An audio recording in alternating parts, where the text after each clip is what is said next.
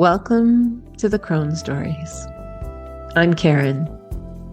This is a podcast for women in the middle of their lives, and each episode is one woman's story told with care. Before we begin, two small things. If you have not followed the show yet, please do that now, wherever you're listening. It's the one thing that helps these stories find the women who need them. I'm also gathering stories for season 2 right now. If you are somewhere inside your own becoming, or you know a woman who is, I would love to hear from you.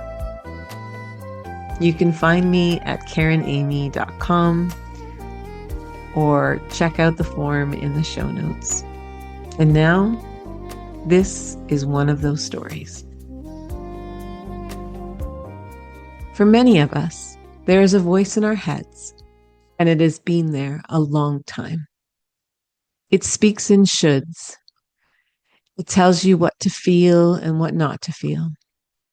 It tells you to be grateful when you are also grieving, to be okay when you're not, to be happy when something in you is asking you to be sad.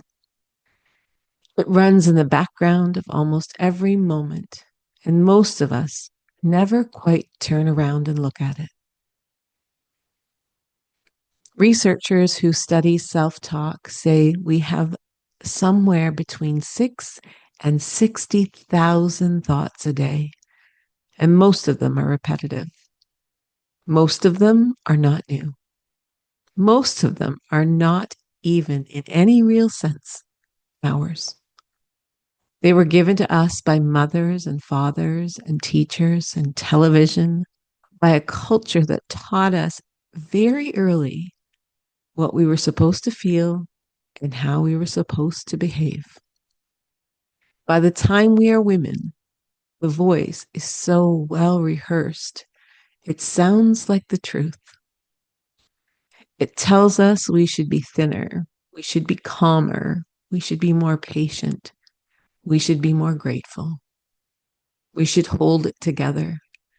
We should not need so much. And then something happens. A diagnosis, a loss, a doctor's appointment that does not go the way you expected. A word that lands in your life like a stone in a still pond. And suddenly the surface of everything is moving. Cancer is one of those words. I do not need to tell you what it does to a room when it arrives. You have probably been in that room yourself, or you have loved someone who has. The word lands, and the voice in your head does what it has always done. It tells you to be brave, to be strong, to be grateful for whatever good news arrives in the middle of the bad, to not cry too long, to not be too afraid, to keep showing up the way you have always shown up. The woman in this episode had heard that voice before. Most of us have. But somewhere quieter than the day of the diagnosis, somewhere quieter than the surgeon's office in a small moment in her own house, she caught herself saying something she had probably been saying her whole life without noticing. And this time, she heard it. What she did after she heard is the rest of her story. Her name is Bari. This is her story told in my voice, shaped from an hour we spent together, and read back to her before anyone else heard it. Here's how it went. I met Bari almost 16 years ago. I was a vendor at a women's fair, selling out of my booth, and I was supposed to be camping on the property. I spent one night on the property with horses running back and forth and raccoons singing a song that was keeping me awake all night. And I lay there thinking, I can't do this for another night. Bari was staying at a bed and breakfast off property, and a room just happened to open up. So I took it. By the end of the weekend, we were friends. 16 years later, we still are. She's been my coach on and off through different chapters of my life, and I have kept her in my back pocket, the way you do with people who tell you the truth without making it hurt more than it needs to. This is her story, and she has agreed to let me tell it. Before we get to what she has lived through, I want to tell you what I know about her. Bari is one of the most intuitive women I have ever known. She listens to herself before she makes a decision, before she answers a question.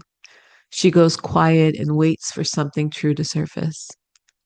What surfaces tends to be right, not always pleasant, but right. She's warm, she's funny. She's the friend who will tell you the hard thing in a voice so kind that you don't quite notice the hard thing has been said until later, when you are walking to your car and it hits you.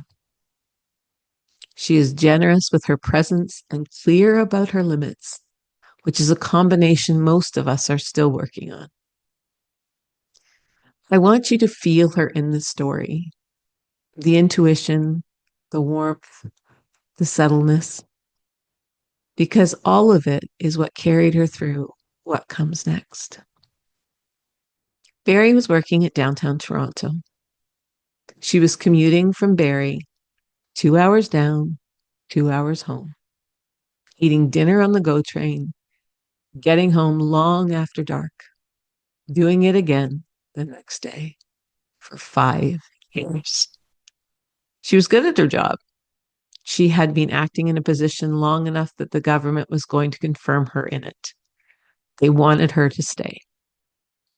They also offered her a bio package as part of a restructuring, and they made clear that taking it was optional. She did not have to leave.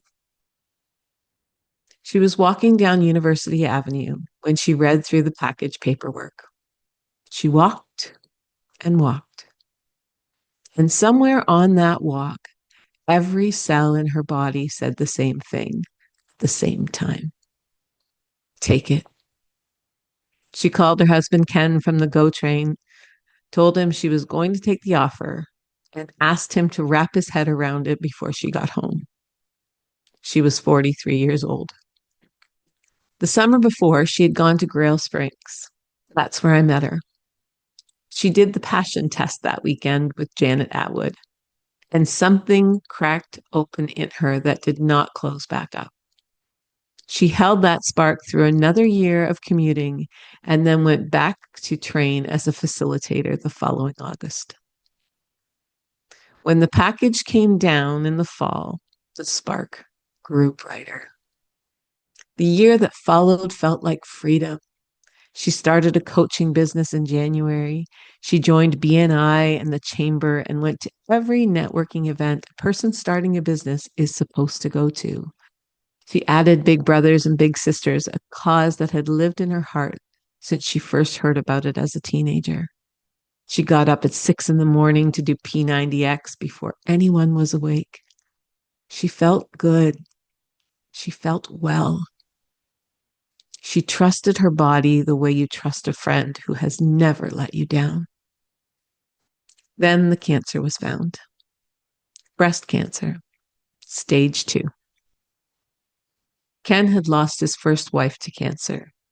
She had become ill not long after Cody was born and had been sick for the first 3 years of his life. Cody was 3 when she died. That was the history sitting in the house when Bari's diagnosis arrived. So when the words breast cancer came through the door, the first thing Bari thought was about them. I can't die. That was the sentence. Not this is unfair, not why me. I can't die. Not after what they had already been through. Ken and Cody surprised her. Ken was the first to hold her and tell her, if it's a cancer you have to get, this is the one. The treatments have come a long way, and yours was caught early. Cody, in his own way, said the same. Both of them held the room steady. She walked into the next part of her life with their belief carrying her. The lumpectomy was in June. They removed the small piece of her that carried the disease, sent it off to pathology, and waited. The pathology came back.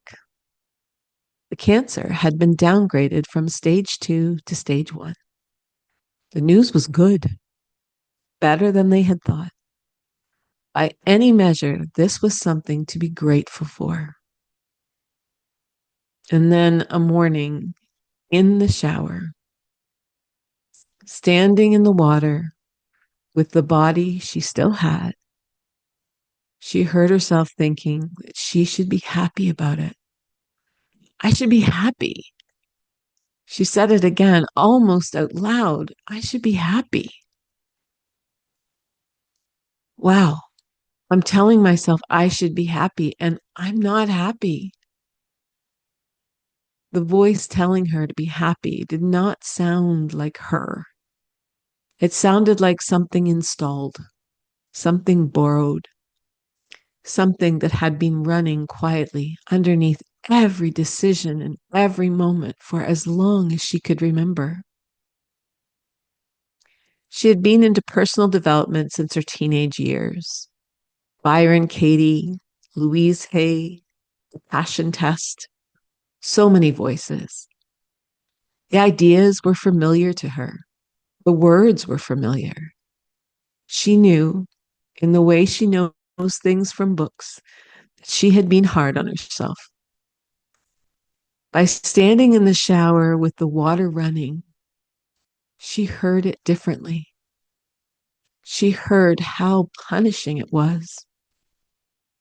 A woman had just been told her body had cancer in it. And the voice in her head was telling her that she should be grateful that the cancer was less bad than it could have been. The voice was not making space for the fear, for the grief that was coming, for the body she was already losing. The voice was telling her to be happy. And she heard, for the first time, that this was something she had been doing to herself her whole life.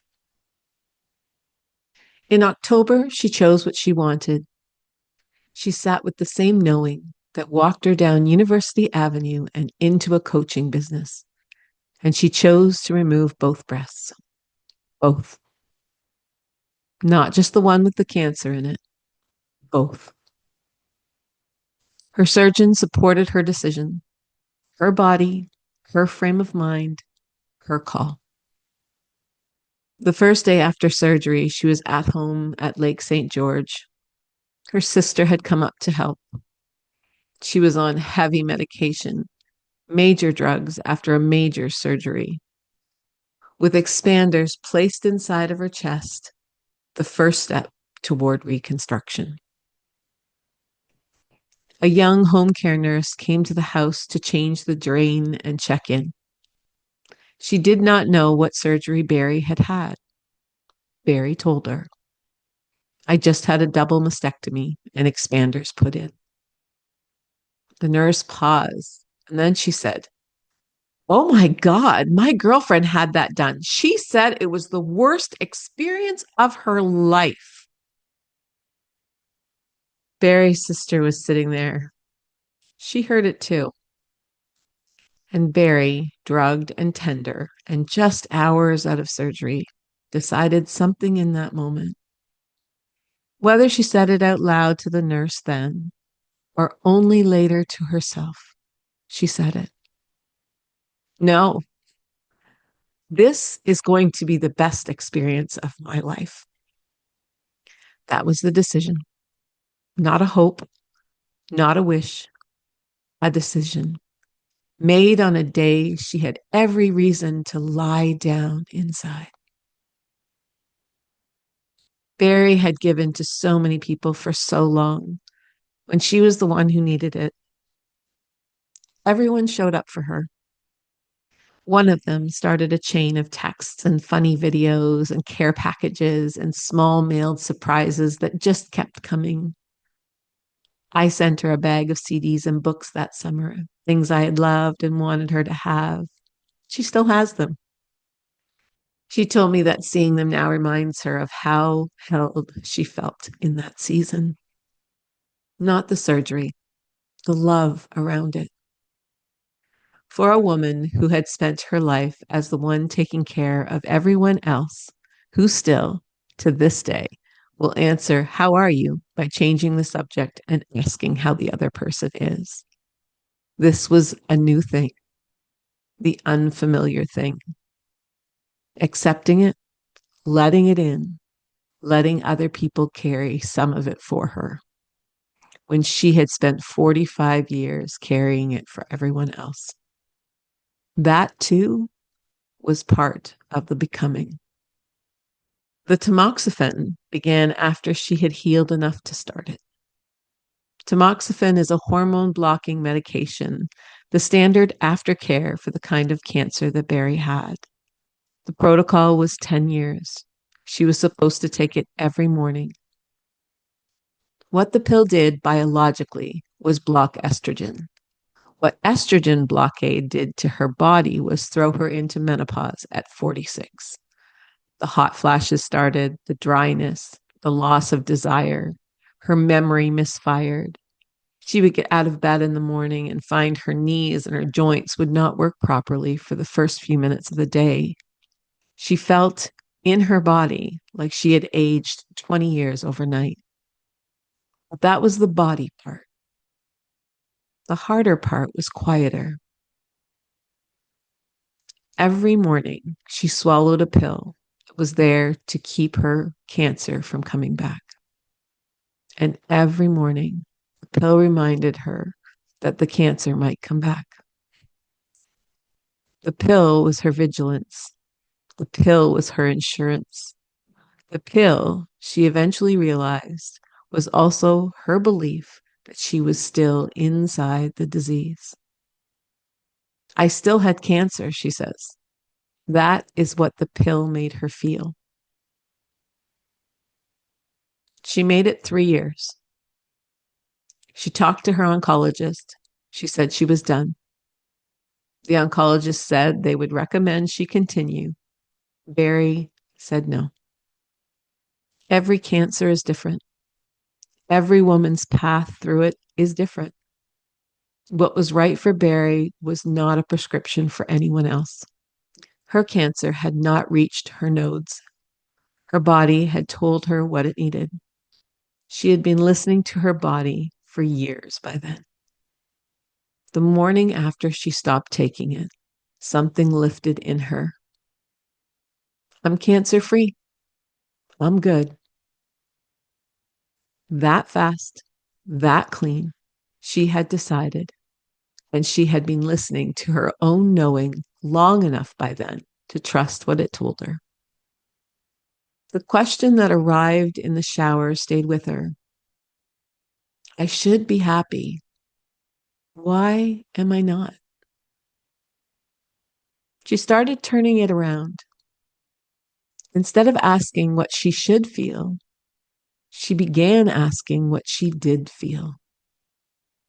And underneath the feeling, she began to ask one more question, the one that became her mantra for the years that followed. How can I show myself love in this situation? She asked it about everything. Eating, the text she did not answer right away, the work she was not yet ready to return to, the anger that rose up sometimes, hot and fast, that she had spent her whole life pushing down because she was supposed to be the peacemaker, the good one, the calm one. Be fucking angry if I want to be angry, she told me. That was the permission the question gave her. But the becoming did not stop there. What she has come into now, slowly and on her own, is something quieter than the question. The question was the doorway.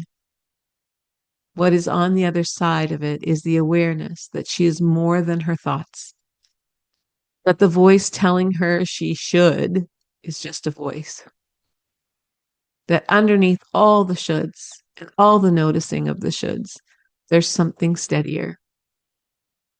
The witness, not the ego, the one who sees the thought go by instead of the one who lives inside the thought. She uses tools every day: music, affirmations, quiet listening, noticing what she is telling herself when something in her body tightens or her chest goes hot, reminding herself that she does not have to believe every thought that visits her. The shoulds did not disappear. She did not transcend them. She got better at noticing them, at asking one more question after, and at remembering that the voice saying them was not the truth and was not her. This is the part of her becoming that I find the most useful, watching her live in it. She's not finished. She is still in it. Every day, she says, is new moments and new opportunities to come back to herself. Then there's the matter of her body. Bari has always been modest, not in a religious way, in a way of a woman who grew up understanding that her body was sexual and that being seen as sexual was something to manage. She did not wear V-neck tops. She would not skinny dip. She kept herself covered, even with her closest friends.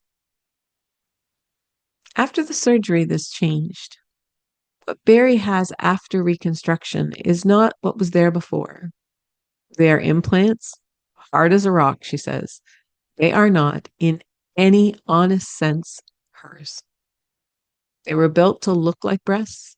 They are not the breasts she was born with.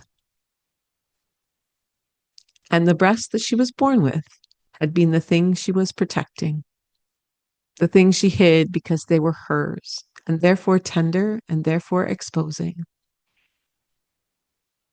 The things she covered because they were sexual, and being sexual in a body had felt all of her life like something to manage. The implants were not that. They're not a sex object anymore, she told me. I needed to hide what could be sexy, but these are not. They're not really me. She found herself in the months after surgery and in the years that followed fascinated by them. Curious, not protective. When friends asked, she would show them. When friends were curious, she'd let them feel. The woman who once would not wear a V-neck top is now a woman who lifts her shirt to a friend without even thinking. Not because she became fearless, because the thing she was hiding stopped being the thing it was. Losing the body she had been protecting taught her something about what the protection had been for in the first place. And whatever it had been for, she does not need it anymore. Bari and I have talked over the years about the language people use around cancer. She has a front row seat to it. After her diagnosis, she was vocal. She wrote about her experience publicly. She watched her Facebook feed fill up with language other people use to talk about this disease. Fight it, eat it, fuck cancer. War metaphors, every single one. Battle, soldier, survivor. She noticed how that language felt in her chest. Heavy, adversarial. Like she was being asked to be at war with her own body. She did not want to be at war with her own body. Realizing how much we fight our body, she said, that gave me the gift of sending love to my body, sending love to me, being more gentle with me. This is not a small thing. Bari's careful here, and so am I. She is not saying that love cures cancer. She is not saying that you can think your way out of a disease. What she is saying, gently and from inside her own experience, is that the way you talk to your body affects the way you live inside your body. And that when you are sick, the worst thing you can do is treat the sick part of you like an enemy. Since then, she has connected with women who received their own diagnoses. She tells them to notice what they are saying to themselves. What I noticed when I was feeling something in my body was because I was saying something in my head. That was her own lesson, and it is the one she passes on. She tells them to be conscious of that voice, to ask where it came from, to ask what love would say instead. She tells them it's okay to be happy when things are hard, that their happiness is not a betrayal of their suffering, that they can hold both. My mother used to say, you can catch more flies with honey than vinegar. Bari did not say it that way. She lived it. She lived it inside her own body. She lived it when she let herself feel what she actually felt instead of what she was supposed to feel. She lived it when she stopped covering a body she could no longer recognize and started showing up freely because it had stopped feeling like something to hide. The word she used for who she was before is driven. The word she uses now is peace. I maybe would have gotten there in my 50s or 60s, she told me. I just got there quicker. That is the gift she names, stopping the shoulds sooner. Sitting with her for this conversation, watching her laugh and pause and laugh again, watching her find the language for things she has thought about for years, I noticed something underneath the gift she named, something quieter, something she might not say about herself, but that I've watched in her now for 16 years. She does not perform anymore. That is what's different. That is what the shower undid. The performance of happiness she didn't feel. The performance of strength she didn't need to prove. The performance of a body she had to manage. The performance of being the peacemaker. She isn't performing, she's just here. If there's one thing I want women listening to this story to take from her story, it's this. The voice that tells you you should be happy when you aren't, that you should be okay when you aren't, that you should be grateful when you are also grieving, is not a voice you have to obey. It's not even necessarily yours. It was given to you, probably without your knowing it. You can hear it, you can name it, and you can ask it where it came from. And then you can ask the question Bari has been asking herself for the last decade. How can I show myself love in this situation? Bari is 58 years old. She line dances, she golfs, she listens to her body, she notices her thoughts and changes the ones that aren't working. She tells me she is a work in progress. Every day, she says, is made of new moments and new opportunities. I have known Bari for 16 years. She is one of the most peaceful women I know. That is the story as Bari gave it to me. After I shape each woman's story and read it back, I ask her to sit with me a little longer and answer a few questions in her own voice. Not to retell what you have just heard, just to speak to you directly from where she is standing now. Bari, thank you for trusting me with all of it.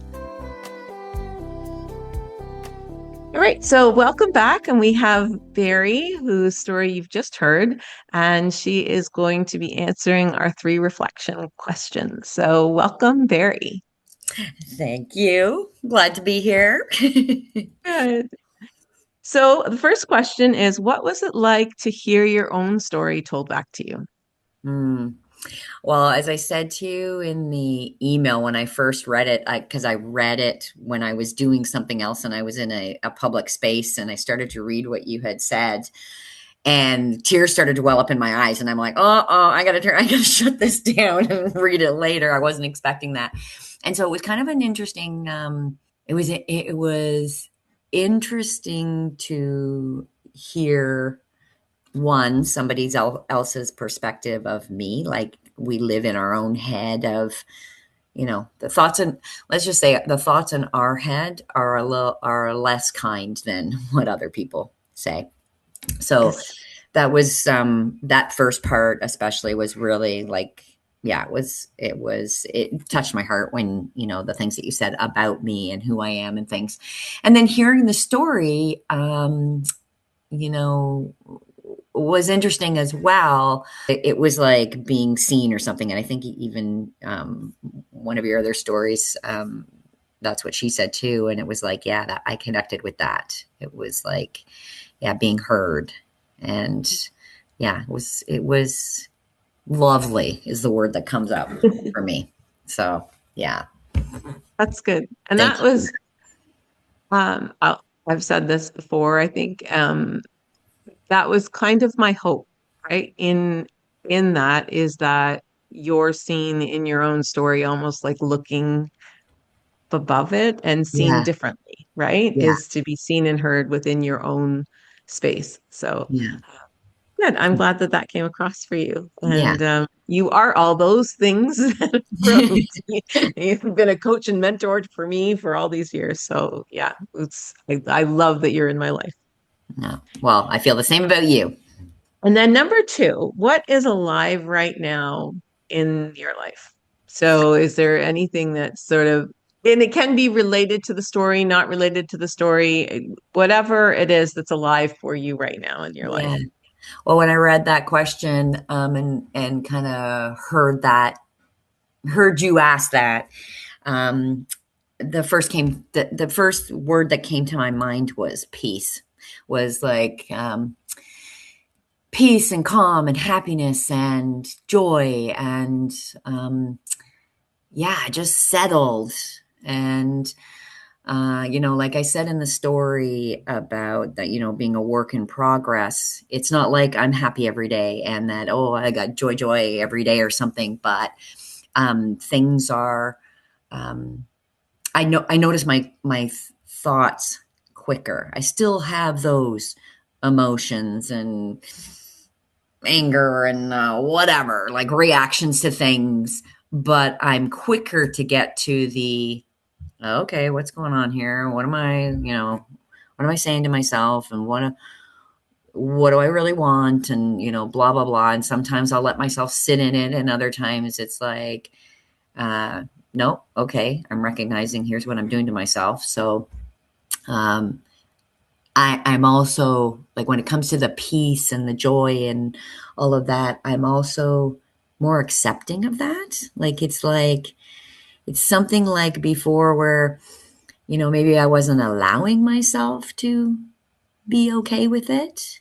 Right. Um, Would it be sort of like waiting for that next shoe to drop? Like Not peace? really No? Oh, that, okay. because I've heard other people say that, and I'm like, okay, is that what's happening to me? But it's more of like, oh, that person's not happy, or that person's got something going on in their life. So I really shouldn't be. I need to like Mm, dim the light or dim my whatever it is because this is what's happening over there. And so whether it's a world issue or it's a somebody close to me issue, um, yeah, it's that. And so then I'm quicker at recognizing that I can be compassionate and acknowledge what somebody else is going through and then be okay, it's okay, Barry, for you to be happy. It's okay for you mm, to enjoy what's going on in your life right now or where you are at. You don't have to hold that for them. Because I think that's one thing that I've noticed about myself, that I'm yeah, I can maybe take on other people's emotions or feelings or whatever. So being able to recognize when, okay, here's what's happening here, right? yeah. And then even with that, going, okay, you know what, I need to sit in that, and maybe I need to hold that, and there's a time for that or whatever. And then it's like, okay, enough. I've held it long enough. Now it's heavy in my chest or whatever. I gotta wipe it off. I gotta whatever. Yeah. Yeah. Yeah. So Oh, yeah, yeah, I agree that the world is very big right now. We're very connected to the entire world. So I think that that can be, micro and macro in our lives, right? So yeah, yeah, so finding that peace is important. yeah. And you have retired. Have you noticed that being a piece of your piece? um, because you don't have that full 9 to 5. I know you have a lot of structure in your life still, but Yeah. that full 9 to 5 having to go to work, has that changed anything in your life right now? Well, it's interesting you say that too, because when I first did retire and I had made that decision, like I was happy with that decision. But there was things that were going on in my life at the time that, again, it was almost like this permission of it's okay to Mm, enjoy this, right? Because of my age or whatever, that it's like, oh, am I supposed to be? And oh, like get, those stories you tell yourself in your head about, um, oh, these people are still working or this, it's like, oh, I'm not supposed to. And it's like, okay, wait, no, you know what? It's okay. yeah. It's okay to be happy. It's okay to, so I can't remember who I was just talking to, but I'm like, God, they asked me how I am and what's happening or whatever. I'm like, I'm great. I'm line dancing and golfing and, just like waking up and going for my walks and, um, doing whatever. I got puppy yoga tonight. Big Brothers Big Sisters is having a volunteer appreciation thing. I've never done puppy yoga before, or goat yoga Me or one of neither. those things. Yeah. So, Oh, um, that's fun. yeah. So, um, yeah, I think it's almost like stages or something that you go through. It's like, so Mhm. now I'm into the stage of, okay, let me let this sink in and be okay with it and be happy about it. And it's okay to be a happy retired person and not, one of these ones that wishes they were still working and then when they retire dies in ever, 3 months or something like, Yeah, so yeah, it's important. Well, that's great. That's great. yeah, Good to hear that. yeah, So, and the last question, if someone was 3 steps behind you, she's listening to this now and she's 3 steps behind you on a similar path, yeah. what would you want her to know? Well, this question, I went specifically to the breast cancer, and Mhm. so that journey, and it really comes down to the whole noticing your thoughts and being kind to yourself and loving yourself fully, and the not fighting with your body, like really, um, sometimes it's hard to notice our thoughts. Sometimes it's like you get thousands of them every day and you don't know what's happening. And so what started happening for me is I would notice how I'm feeling. So it's like, okay, I've got this heavy feeling in my chest. So it's like, so then I would stop and go, okay, I've got this heavy feeling in my chest. Um, what am I thinking about right now? Right. Or like when we talk about menopause, like you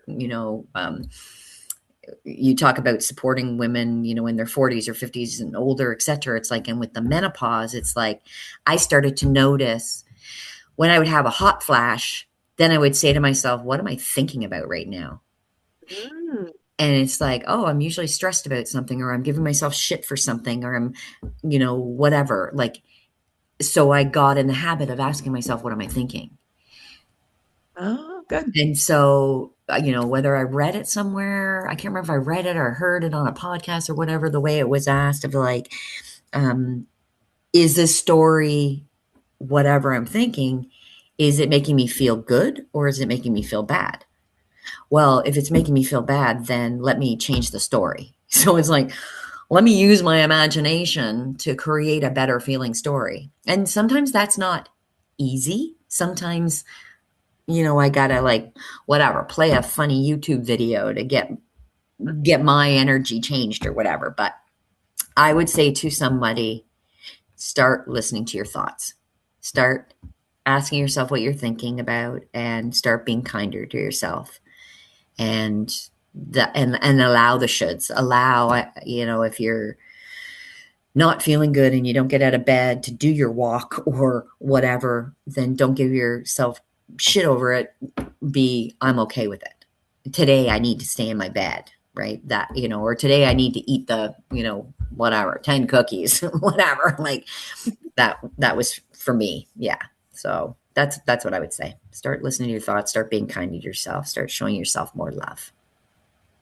That's awesome. I think that's wonderful information for people to take because I think that sometimes, no matter what we're going through, whether it's whatever it is that you can get on the spiral into the depths of, and if you're not kind of every once in a while taking a check and going, okay, that you have the ability to turn it, even if it is just a little turn. It doesn't Yeah. have to be, right? But yeah, and allowing that, I'm not getting out of bed today, Yeah. and allowing that to be part of what's going on. So I think that's It's great.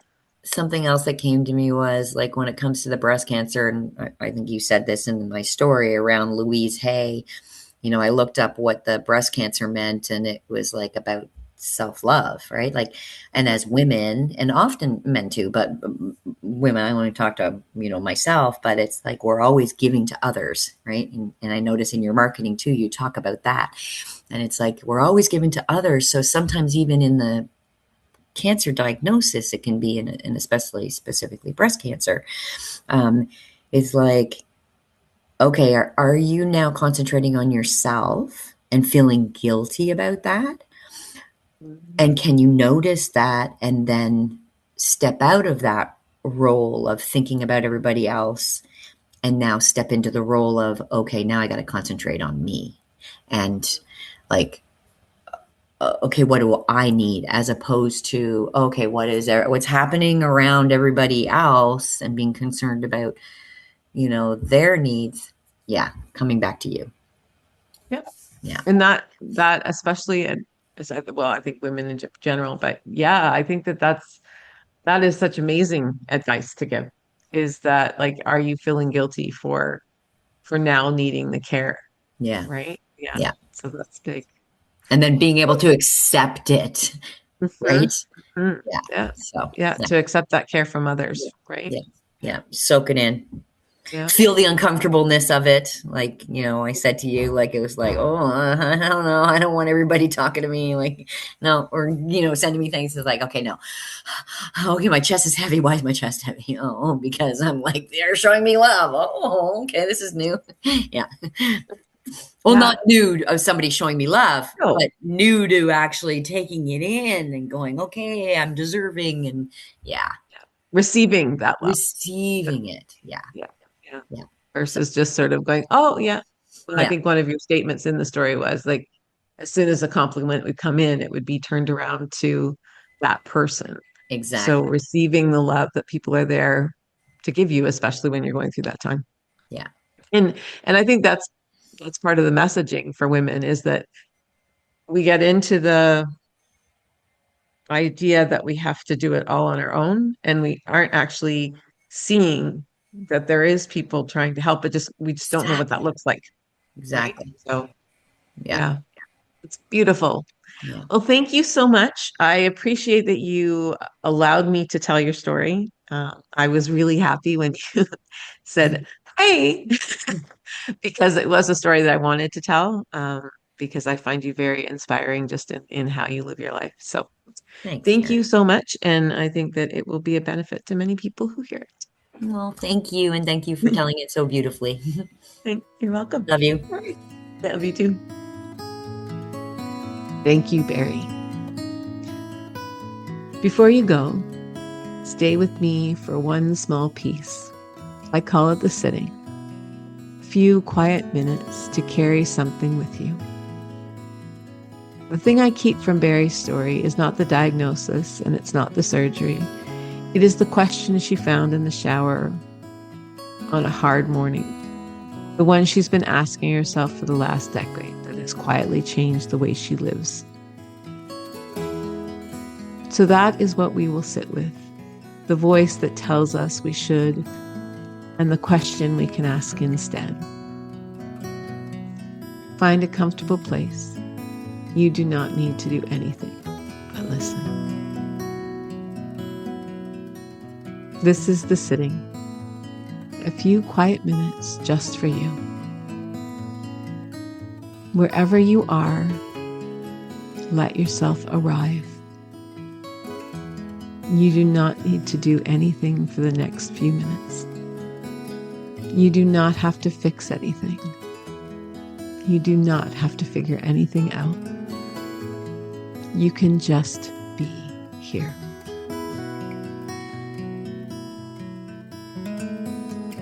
Let your eyes close if that feels all right, or soften them towards something still in the room. A window, a wall, a space on the floor. Let your shoulders drop. Let your jaw unclench. Let the space behind your eyes get quiet.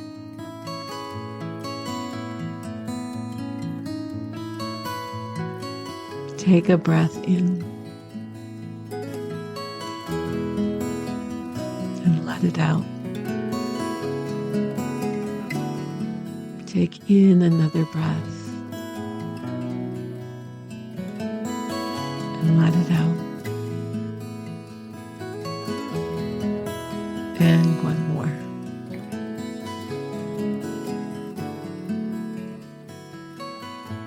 There is a question that Bari gave us. How can I show myself love in this situation? Notice what comes up when you hear that. Some of you will hear it and feel something soften. Some of you will hear it and feel something tighten. Some of you will hear it and immediately think of someone else you would rather show love to first, because that is what you have always done. Whatever rises up, let it be there. You do not have to choose anything yet.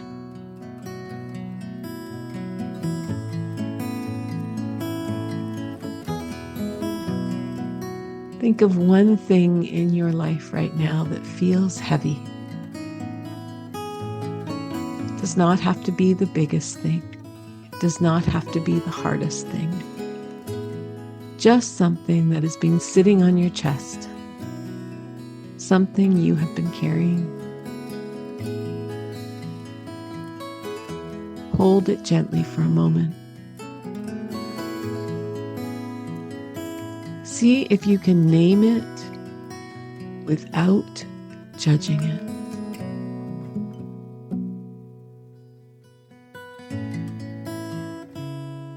Now ask yourself the question, how can I show myself love in this situation? Listen for what comes. Not what you should do. Not what would be the most efficient. Not what would make other people happy. What would love itself, the love you've spent your life giving to other people, what would that love say to you right now?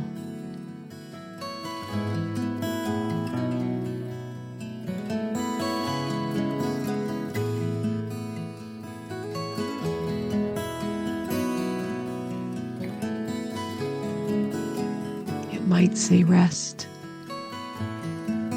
It might say ask for help. It might say something so small you almost miss it. Whatever it says, let yourself hear it.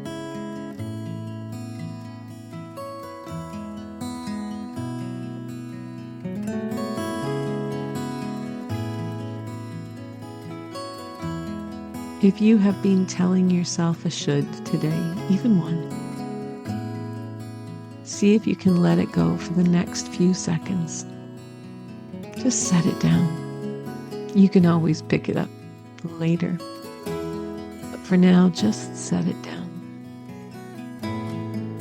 You do not have to be happy when you are not, or brave when you're not. You do not have to be okay when you are not. You can just be here in the body you are in, on the day you are having, with the love you are slowly learning to give yourself.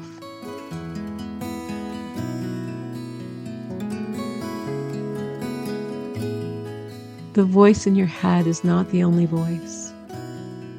There is another one underneath it, quieter, steadier, kinder. It has been waiting for you for a long time. You can start listening for it now.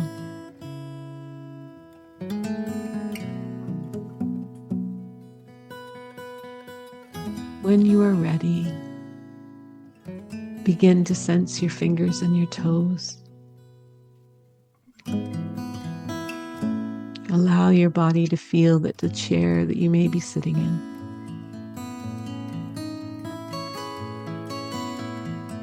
Begin to come back to the room.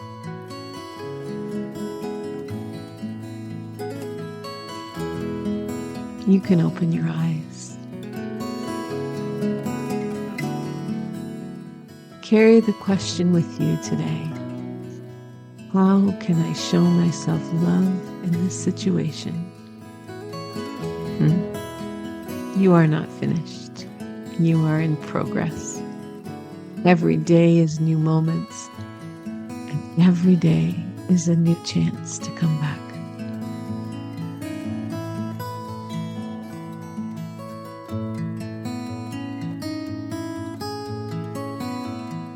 Thank you for joining me today for Bari's story. Thank you for joining me. If today's story moved you, send it to one woman you can name. That is what helps these stories find the women who need them. I will be back with another woman and another story in a couple of weeks. Until then, in love, light, and laughter, Karen.